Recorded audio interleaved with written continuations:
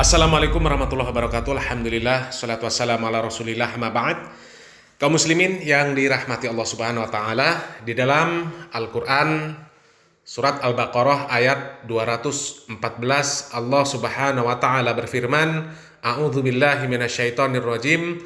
Am hasibatum an tadkhulul jannata walamma ya'tikum masalul ladzina khalau min qablikum massathumul ba'sa wad-dharra wa zulzilu hatta yaqula ar-rasul wal ladzina amanu ma'ahu mata nasrullah ala inna nasrallahi qarib.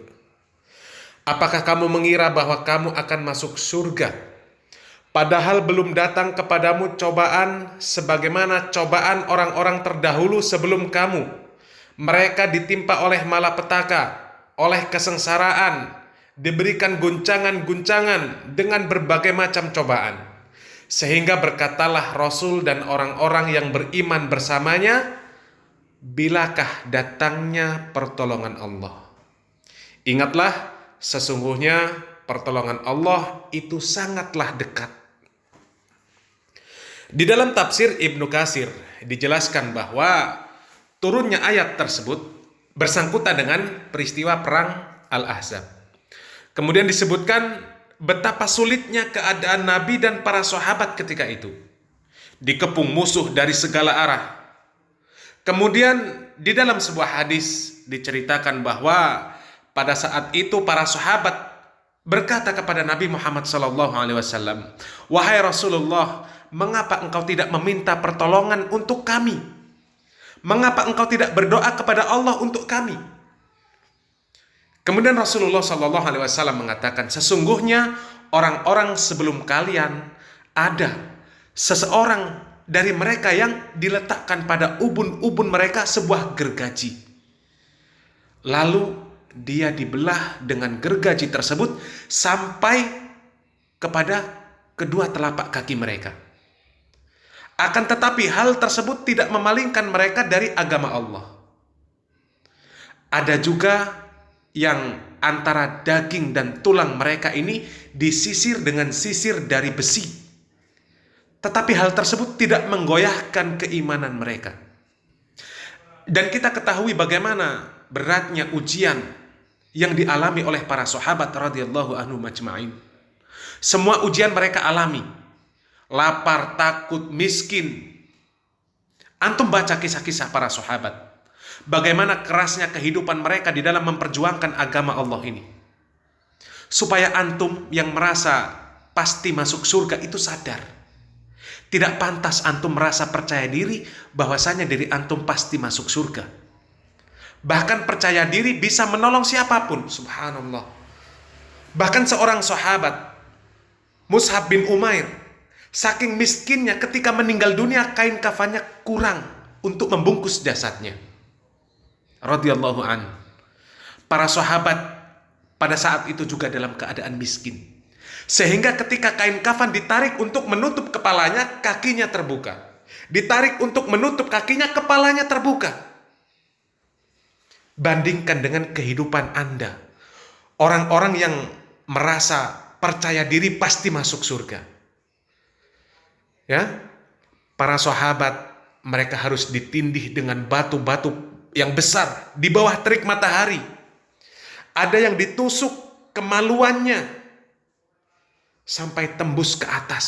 Sumayyah bin Yasir.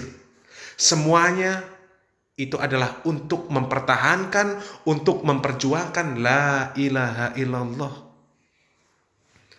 Sehingga layak bagi mereka kemudian dijanjikan surga oleh Allah dan Rasulnya.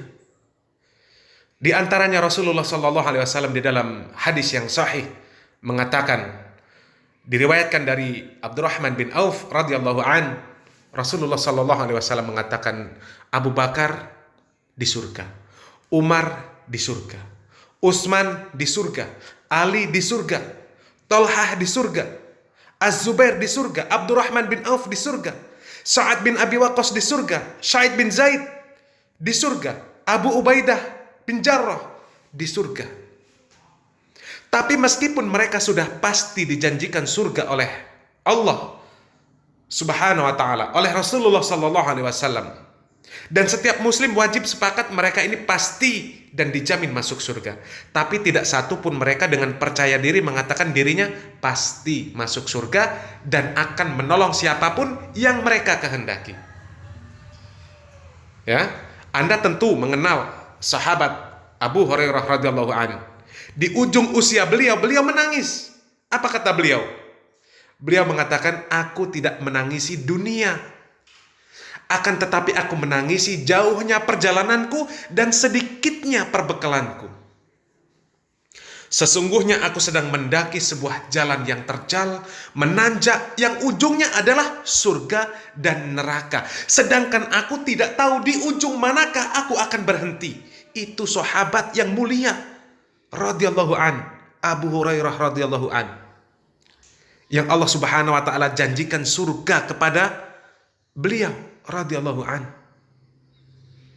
Was-sabiqunal awwaluna minal muhajirin wal ansar walladzina tabauhum bi ihsan radhiyallahu anhum wa radu'an wa a'adda lahum jannatin tajri tahtahal anhar khalidina fiha abada dzalikal fawzul azim. Tidak ada yang mereka ini merasa aman dari azab Allah. Tidak ada yang mereka mengatakan bahwa mereka pasti masuk surga. Tidak ada, mereka semuanya takut. Bahkan Umar bin Khattab radhiyallahu an takut kalau ternyata beliau nantinya masuk ke dalam daftar orang munafik yang diberikan oleh Rasulullah SAW kepada sahabat Huzaifah ibnul Yaman. Padahal Rasulullah SAW sudah mengatakan Umar fil jannah. Lalu siapa Anda, siapa kita kemudian berani mengklaim bahwasannya diri Anda, diri kita pasti masuk surga dan bisa memasukkan siapa saja yang kita kehendaki untuk masuk ke dalam surga. Kita berhusnuzon bahwa Allah Subhanahu wa taala akan memasukkan setiap muslim ke dalam surga, itu baik. Tapi untuk mengatakan bahwa diri kita pasti masuk surga, si fulan pasti masuk surga, dan bisa menolong siapa saja yang kita kehendaki, yang fulan kehendaki untuk masuk ke dalam surga, maka siapa kita, siapa fulan? Rasulullah Shallallahu Alaihi Wasallam saja kepada putrinya beliau mengatakan, wa ya Fatimah binta Muhammadin salini ma syi'ti min mali la aghni anki minallahi syai'a.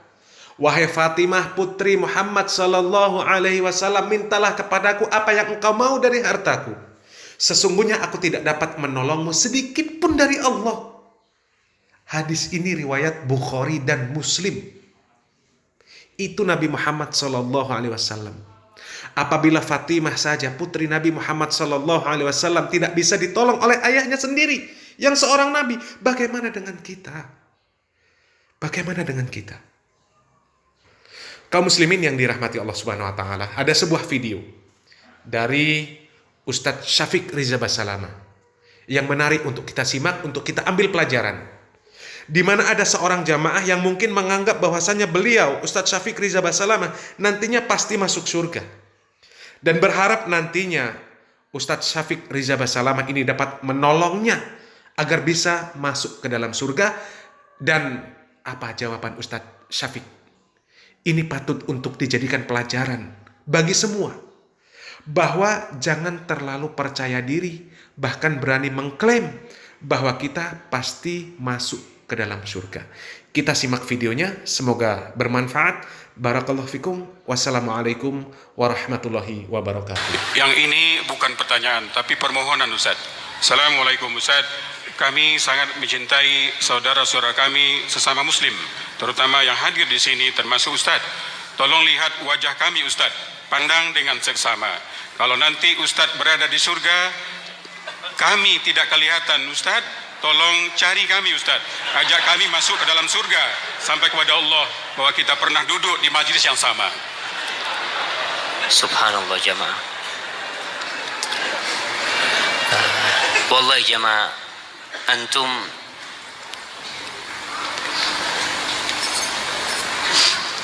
tidak tahu dengan dosa-dosa anak. Antum bisa senang sama anak kayak gini, mandang karena Allah menutupi dosa-dosa anak.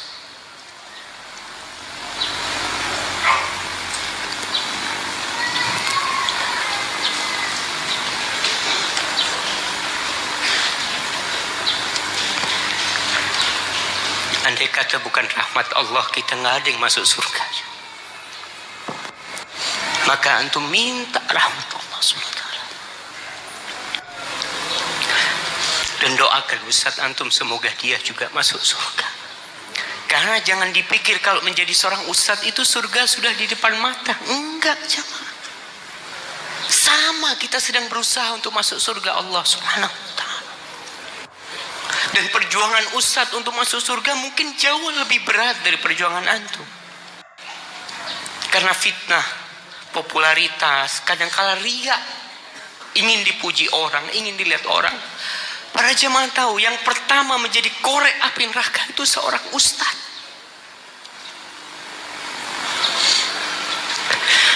Rasulullah sallallahu alaihi wasallam mengatakan, "Awwalu man tus'ar bihin nar yaumil qiyamah." Yang pertama jadi korek api neraka itu alimun wa qari'ul Qur'an. Orang yang alim dan pandai membaca Al-Qur'anul Karim. Karena ternyata selama ini dia melakukan itu hanya untuk pujian orang. Dan berat kita memohon kepada Allah agar Allah menutupi dosa-dosa kita dan mengampuni semuanya. Maka kalau antum katakan seperti itu, nggak pantas antum mengatakan itu kepada anak. Ibnul Jauzi rahimahullahu ta'ala, dia pernah di sebuah majelis, dia lagi mau ngisi kajian, dia lihat banyak yang hadir. Lalu terjadi dialog di diri dia. Ada yang mengatakan kepada dia, kaifa inna jahaula'i wa halak. Gimana kiranya kalau semua yang kau dakwain semuanya masuk surga dan kau tidak masuk surga? Gimana nanti? Padahal kata Ibnul Jauzi, pernah datang di majelis ana 10.000 orang. Di antara ada yang menangis, ada yang masuk Islam, macam-macam orang tobat di tangan. Tapi gimana kiranya kalau mereka masuk surga dan kau masuk neraka? Maka Ibnul Jauzi cuma bisa memohon kepada Allah Subhanahu wa ta'ala. Wallahi jemaah, kita saling mendoakan. Kita saling mendoakan. Antum husnudzon kepada anak, karena antum tidak tahu dengan dosa-dosa anak. Dan semoga Allah menutupi dosa-dosa kita. Hadza wallahu a'lam bissawab.